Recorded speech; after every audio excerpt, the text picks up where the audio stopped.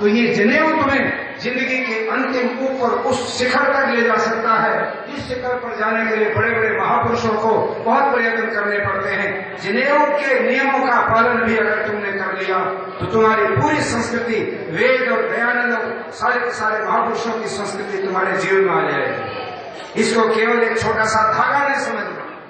ये जो पवित्र ये जितना उपवीत है, ये उपवीत कहते रस्सी को, ये तुम्हें रस्सी से बांधता, यज्ञ से बांधता, तुम्हें विद्या के साथ बांधता और तुम्हें अच्छे रास्ते पर ले जाने के लिए बांध दिया है इस रस्सी ने, जो बहुत बारीक है। तुम इसको तोड़ भी सकते हो, किंतु संस्कार के द्वारा तुम्हारे मन और मस्तिष्क को ये जो आगे बढ़ने की प्रेरणा सदैव देता रहेगा। ये विचार आपके मन में इसके माध्यम से आना चाहिए। आज मुझे दुख है इस बात का, कहते हुए यहाँ पर अभिभावक भी बैठे होंगे।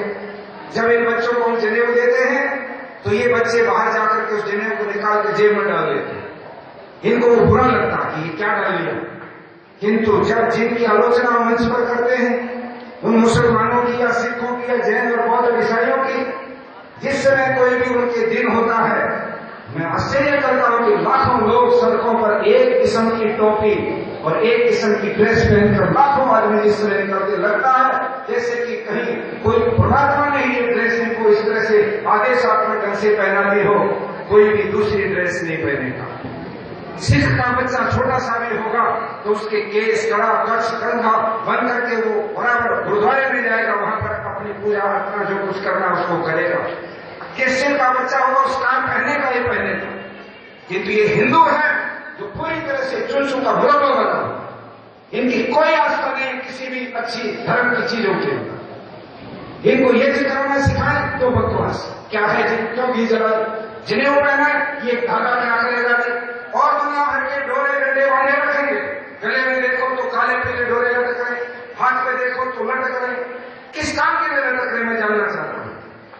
इसलिए आज भारत की संस्कृति को बचाना है तो सारे बच्चों को ठीक समय पर बचपन से ये संस्कार दिए जाने बहुत आवश्यक है। यदि राम को मानते हो, कृष्ण को मानते हो, तो राम और कृष्ण की इस धरती के ऊपर राम और कृष्ण की संस्कृति को बच्चों को अगर हम लोग नहीं बता पाए, आने वाला जमाना हमारे देश के ऊपर फिर गुलामी का एक तरह से साम्राज्य इस देश के ऊपर वैचारिक गुलामी पूरी तरह से छा जाएगी और हम देखते रह जाएंगे कि कहाँ है राम के नाम और कृष्ण के नाम। आर्य समाज की स्थिति मैं कई बार बहुत गंभीरता से सोचता हूँ, हम लोग उस पर भी बहुत सोच नहीं पाते। अनिल राज और उनके सारे साथी, इनको एक पागलपन सवार है दिमाग के अंदर। अभी पिछले दिनों 40 जगहों पर एक जो कोई संस्कार किए, जगह जगह चलेंगे, दिल्ली से लेके पलवल तक, दिल्ली से करनाल तक, सहारनपुर तक, दिल्ली से हिसार तक, चारों तरफ पूरा एनसीआर जिसको कहते हैं नेशनल कैपिटल, उसमें संस्कार हो रहे बच्चों के। कौन करता है इस कार्य को मुझे बताइए। कहीं थोड़ा बहुत देखने को मिलता है तो गुरुकुलों में वो भी आदिवासी इलाकों के बच्चे हम जैसे तैसे गरीबों के बच्चे इकट्ठे करके ले आते हैं, वो गुरुकुल में रहते हैं, वो ये जो भी पहना लेते हैं, श्रावणी मना लेते हैं, बात खत्म हो जाती है।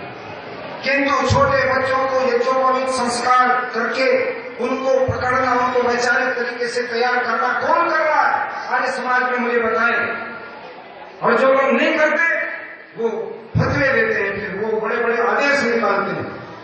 ज्ञानी आर्य का प्रोग्राम आर्य समाज का मान्यता प्राप्त प्रोग्राम नहीं है। मैं ये कहना चाहता हूं अनिल आर्य को मान्यता प्राप्त करने की कोई जरूरत नहीं है। दयानंद की मान्यता जिस व्यक्ति के पास है, इतना ठोस काम करके और इस देश के भविष्य को सुधारने के लिए रात दिन लगे रहते हैं, मैं समझता हूं अनिल आर्य का स्थान आज उन महान लोगों की लिस्ट में आ जाना चाहिए, आ जाएगा, आ चुका है, जिनका नाम हम इतिहास के पन्नों पर ये अपने भाषणों में अंकित करते हैं। जो व्यक्ति इतना स्वस्थ, सारा का सारा कारोबार जिसके सिर के ऊपर हो और रात देर तक भी संघर्ष करते करते इस बात के लिए तैयार हो कि मैं कार्यक्रम में नहीं जाऊंगा तो सारे साथी निराश होंगे। आर्य समाज ज्ञान की भावना जिस व्यक्ति के दिल में इतनी गहरी बैठी हुई हो, उस व्यक्ति का अग्रणी स्थान कोई दुनिया की ताकत छीन नहीं सकती है। वो पूरे आर्य जगत के सम्मान के पात्र है और ये क्रांति नौजवानों की क्रांति किसी प्रकार से आगे बढ़ती रहनी चाहिए। मैं आदरणीय भाई अनिल जी से निवेदन करूंगा, ये जो कार्य है ये ठोस है। इन बच्चों में से अगर 50 बच्चे भी अच्छे बन गए, 50 लोग भी अगर अच्छे बन जाए देश के अंदर, तो उस 120 करोड़ की जनता के अंदर तूफान खड़ा हो सकता है। हम आजादी के आंदोलन का इतिहास जानते हैं। मुश्किल से 125 नौजवान थे, 125 नौजवान जो राम प्रसाद बिस्मिल और भगत सिंह के उस दल के अंदर शामिल थे, चंद्रशेखर आजाद के दल में शामिल थे। केवल 125 नौजवान जिन्होंने अंग्रेज सल्तनत की जड़ें उखाड़ करके रखी थी, जिन्होंने ईंट से ईंट बजा दी अंग्रेज सल्तनत की, और अपने सिर पर कफन बांध करके उन नौजवानों ने जो बलिदान का रास्ता अपनाया, उससे भारत की आजादी हम लोगों ने बड़ी मजबूती के साथ अपने इस देश के अंदर ला करके दिखाई।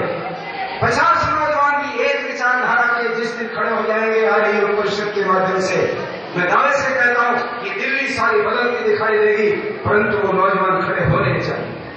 साथियों, क्रांति करनी है तो क्रांति करने के लिए सबसे पहले जरूरी है अपने जीवन में क्रांति करो। और इन छात्रों से छात्राओं से कहना चाहता हूं कि केवल लड़कों की क्रांति नहीं है, हमारे देश के इतिहास में लड़कियों ने भी कम भूमिका नहीं निभाई। रानी लक्ष्मीबाई का नाम कौन नहीं जानता। लक्ष्मीबाई जिस समय झांसी के किले के अंदर कैद है, चारों तरफ अंग्रेजों के सिपाही खड़े हुए हैं, उस समय लक्ष्मीबाई के सामने रास्ता था। एक तरफ तो ये रास्ता था संधि कर ले, माफी मांग ले, और माफी मांग करके बाहर आ जाए, अंग्रेजों की गुलाम बन जाए। दूसरी तरफ रास्ता था बलिदान का, और उस समय वीरांगना लक्ष्मीबाई ने फैसला किया बलिदान देने का। 32 फुट ऊंचे किले के ऊपर अपने घोड़े के ऊपर बैठकर 4 साल के दामोदर अपने बेटे को जो गोद लिया बेटा था का पीछे कमर पर बांधकर घोड़े की लगाम खींचती है, और वो छलांग लगा करके नीचे जहां हजारों अंग्रेज सिपाही खड़े उनके बीच में आकर के दोनों हाथों से तलवार लेकर के काले मूली की तरह से काटती चली जाती है।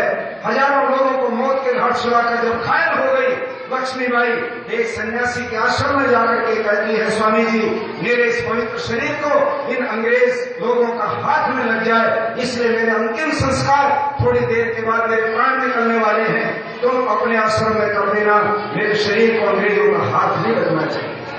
वो वीर वीरांगना आज इन हमारी बेटियों की प्रेरणा की स्रोत। गूंगी गुड़िया बनने से कोई तुम्हारी इज्जत की सुरक्षा नहीं कर सकता, मैं आज आपको कहना चाहता हूँ।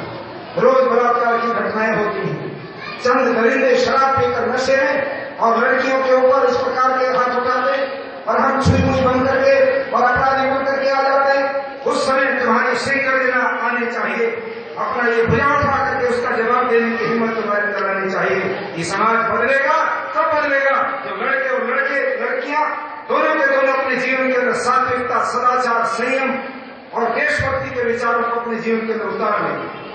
आपके जीवन में कोई उंगली उठाने के लिए भी कोई दोष नहीं रहना चाहिए। कोई दोष अपने जीवन में मत छोड़िए, निकाल भाग फेंको। एक शुद्ध सात्विक जीवन जिसमें पूरा सदाचार की भूमिका हो, संयम की साधना हो, जिसके अंदर विचारों की बड़ी परिपक्वता हो, और जिसके अंदर बड़ा दूरदृष्टि हो, देश और समाज के प्रति समर्पण हो, वो बच्चे और वो नौजवान और वो हमारी बेटियां देश को बदलते हैं। इसलिए साथियों, क्रांति करने का नाम केवल क्रांति नहीं होता। क्रांति का मतलब यह होता है अपने जीवन में क्रांति करो और फिर पूरे समाज के अंदर क्रांति करो।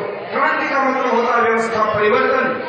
जो मूल्य आज देश में स्थापित है उनको बदलकर एक नए समाज की रचना, जिस समाज के अंदर कोई भी किसी प्रकार का भेदभाव जाति के आधार पर, मजहब के आधार पर, स्त्री और पुरुष के आधार पर और अनेक प्रकार के जो भेदभाव समाज में है, उन सब के आधार पर जो अंतर है, गैर बराबरी है, उसको चुनौती देकर एक नया समाज जिसमें आर्य हम सब लोग श्रेष्ठ लोग हों, वो समाज के अंदर आगे बढ़कर एक अच्छा समाज बना सके। उसी